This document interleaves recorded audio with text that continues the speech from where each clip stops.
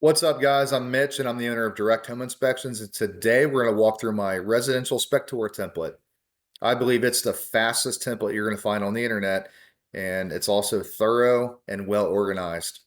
There's also some Easter eggs in this template, so make sure you stay tuned, watch the entire video. Let's jump right into it. So I have 11 sections. If you see some people's reports, they'll have 20 or more. Frankly, I think that's overwhelming. Just try to keep in mind throughout this entire video when you're writing your reports that the client's already overwhelmed. The realtors just want to see the juice in the major issues. So minimize pictures that are not useful, and then also you want to maximize, you know, pictures that are of value. Okay. Um, my goal is to combine as many defects as possible. You don't need 20 separate defects for, let's say, a deck. You want to try to combine them all into one, because at the end of the day, it's the same problem. It's all one problem. Um, so I think just that alone, that'll keep your report sizes, within that 30 to 40 page range. You start getting up to 60, 80 pages, you're going to be rubbing realtors the wrong way. I don't think it's going to be as effective as a report. It's going to overwhelm the client. So let me show you exactly how I do it and exactly the way my template's set up. And I think it's also going to save you time. Okay. So let's jump right in. Inspection details. Don't want to waste too much time here. I don't go overboard with it. I don't start typing in the age of the structure. That's all public knowledge. You can look that up. Um, but I do have plenty of things about just the style, the occupancy, the services the client's getting, who's in attendance, weather conditions, that is important. And then also I have plenty of limitations in there. Environmental hazards, that's automatically checked. Talks about lead-based paint, radon, things like that. I even have an unusually dry limitation in there. I live in Ohio and we have been in drought conditions since June. So I actually made that one recently because there are so many basements we're inspecting that were bone dry that had a lot of prior stains. And I think it's concealing some issues with how unusually dry it is. A lot of things are being dried out because of lack of rain, especially ceiling stains and stuff like that. But let's moving forward here. Let me show you a big one. So porches, patios, decks, walkways, and driveway. Um, if you go down here, I want to show you guys exactly how my deficiencies are set up, okay? So my most commonly used deficiencies will be at the top, and then I have an underline, and then everything below that is alphabetically organized to make it as easy as possible to find. And something else that I do that'll save you time is for concrete deterioration. I use this for everything. Okay. Cracking, deterioration, sloping, and or settlement of the concrete was observed in one or more areas. You take a picture in the location, you just write the problem. You can be hyper specific if you want to, and you move on. If there's a problem with the driveway, the porch, and the patio, I'll throw them all in this deficiency, and then I'll change the severity as I need to if it's a moderate or a significant. Okay.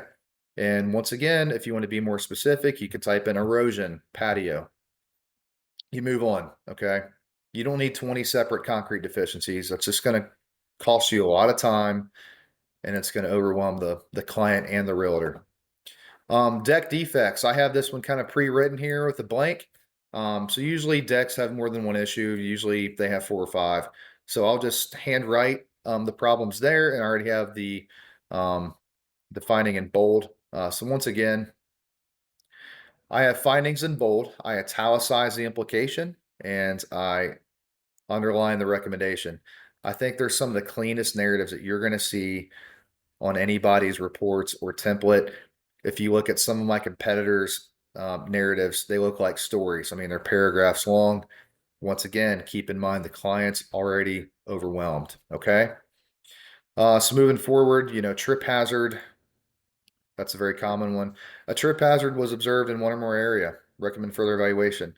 Take a picture, write why it's a trip hazard, you move on. If you need to be more hyper specific, I have all kinds of things in here for the deck.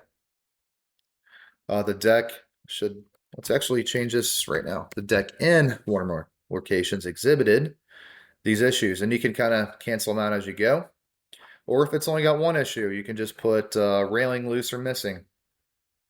Um, but oftentimes with decks, I usually handwrite them, or I use the weathered if the wood's starting to dry out a little bit, and I'll put that.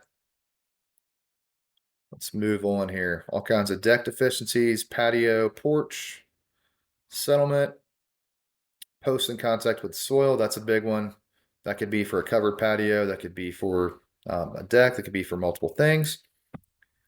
One or more posts for a structure are in contact with the soil and may have signs of deterioration or rot. Boom. Um, Steps are uneven. Steps open risers. Once again, it's very thorough. It's very organized. Um, Strip drain maintenance. I think that's actually a new one. Strip drain was observed in one or more areas. So it's recommended to perform annual routine maintenance. That can be big, guys, on older houses in my area where the strip drains at the bottom of a driveway that has negative grading. They'll oftentimes be attached to the main sewer line. And if you don't clean those out periodically, it'll clog up your sewer line. So that's a good CYA narrative there. Let's move forward. Roof type and material, all of your limitations, wet roof, snow, HOA, you name it. Once again, most commonly used deficiencies at the top: roof moderate wear, roof minor wear, roof marginal condition. They're alphabetically organized here. Roof is aging and nearing the end of its useful life. Observed with significant granule loss, loose or missing shingles, exposed fiberglass, curling, buckling, and biogrowth. Roof moderate wear. That's for the roofs that are 15 years old or so. Roof has moderate wear at time of inspection. And then if you need to change little things, you can. If you don't have nail pops or you don't have biogrowth, you can just kind of cancel it out on your phone. You move on. It's not a big deal, but I use these all the time, guys. And I will get more specific with my pictures and when I tag the location. Roof area prone to leaks. I use this all the time. Sometimes there's weird areas on a roof and it's hard to explain exactly what you're looking at. So areas prone to leaks, that kind of covers the bases for you. Okay. Um, let's see. Let me show you guys another good one that saves you a lot of time. Water supply, distribution, and drains. So we do take pictures of water supply and shutoff. But plumbing, active leaks. Okay. This one right here, let's say you have 3 or 4 active leaks throughout the house. I'll throw every active leak on this deficiency, take a picture, and then in the picture, type in the location. Trapped water behind floors, walls, and or ceilings can be conducive to biogrowth and damage underlying structure. That's a good CYA. That's the implication. Once again, the recommendation is underlined. Okay. That one right there will save you a lot of time. Same with corroded. I don't have 10 different defects for every corroded copper line that I see. I throw them all in there. Same with plumbing loose. And as you can see, I have all kinds of different plumbing deficiencies: disconnected galvanized pipe, lead pipe, P-traps improper, substandard repairs. That's a good one. One or more locations. Substandard repairs include but aren't limited to improper materials, blah, blah, blah. So that's a good one there, guys. Well pump short cycling. That's a good one. You see that oftentimes. Let me show you some Easter eggs. We go to heating equipment. I have a built-in list of all the different manufacturers for finding the age of a furnace or AC unit. Okay, Bosch, have fun. You gotta pull up that chart. It's a pain. Um, you name it, guys. It's in there. It's everyone I've come across and then some, actually. And if you don't like it, just have Chat GPT write it as you see fit. But this is the way Chat GPT did it for me, and it's the way I've been using it for a while. Even cooling equipment, I have my Zone 3. We're not supposed to report on if it's undersized or oversized, but it is a good general guideline, especially me being in Zone 3. And if it's obvious, if I'm having issues on the second floor with it's 10 degrees hotter upstairs, sometimes I'll throw in it may be undersized and just recommend an HVAC contractor. But that's a couple Easter eggs I have, guys. Even going back to the deck. I have some deck code in there for joist spans and stuff like that. So there's a lot of little things in there, guys, for just FYI. Some amp charts for wires. Let's move on to informational sections for electrical, service entry and branch conductors. Got that. Panel. Do take pictures of the panel. I do take dead front covers off. Main, have the amperage, sub panels, where it's at. Should actually move this up while we're here. Main 125. Okay, move that over to 150. All right, guys. I mess with this probably 2 to 5 hours a week. I mean, I really spend a lot of time perfecting this. I want it to be as organized as possible because just things like that, anything that can save you 10 to 20 to 30 seconds is going to add up. I'd say my average inspection takes about an hour and a half to 2 hours, and my reports take about 15 minutes. It's taken me some time to perfect it. I used to have a hybrid approach, but I do my reports completely on site. Actually, the very first thing I do is walk in and go to the kitchen, get a picture of the hot water of the water temperature. Let's move on here. So here's the electrical section. I mean, you can see it's all there, guys. Breaker loose, missing, mismatched, not wired, shut off, breaker tripped, undersized wire, conduit defects. I mean, I have people try to say my template's generic. Give me a break. It's all in there, guys. Wadsworth. I even have a thing about Wadsworth panels in there. Double tapped breaker. So once again, all my most commonly used deficiencies are at the top, then underlined, and then everything below is alphabetically organized. One or more double tapped breakers were found in an electrical service panel. I explained the implication. It's italicized and underlined the recommendation. Trying to think what else we have in there. Can save you guys some time. I do take pictures of the attic, roof decking and framing. I do put the materials. Once again, study your standards of practice in your state. I should cover all the bases. Ohio is a pretty strict state, but if there's anything in there, feel free to add it. But it should all be there, guys. Um, Once again, most commonly used efficiencies at the top.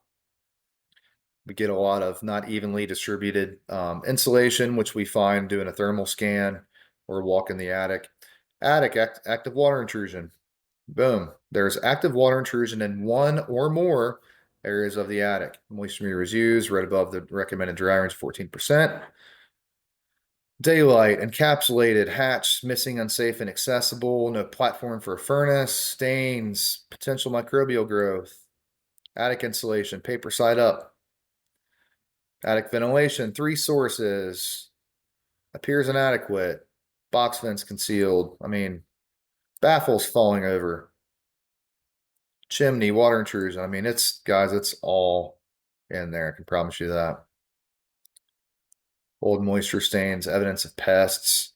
So I try to put the primary word first. That way it's easy to scroll down and find it.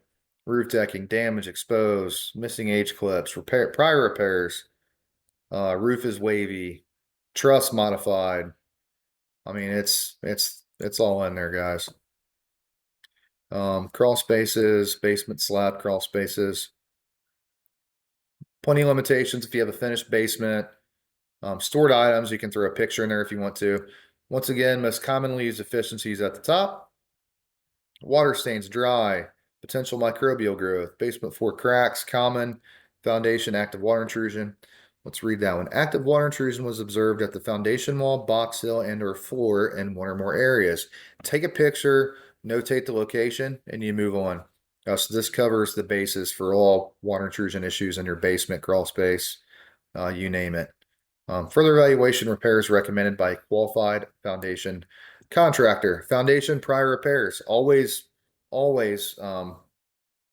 check mark this. If you see prior repairs on a foundation, it should be noted.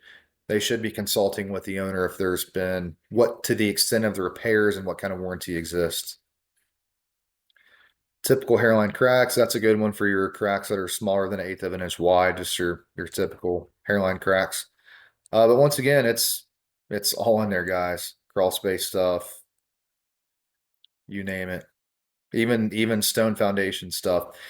We still have a lot of stone foundations in Ohio, especially once you get around the 1800s or so. But I hope you guys enjoyed watching my video.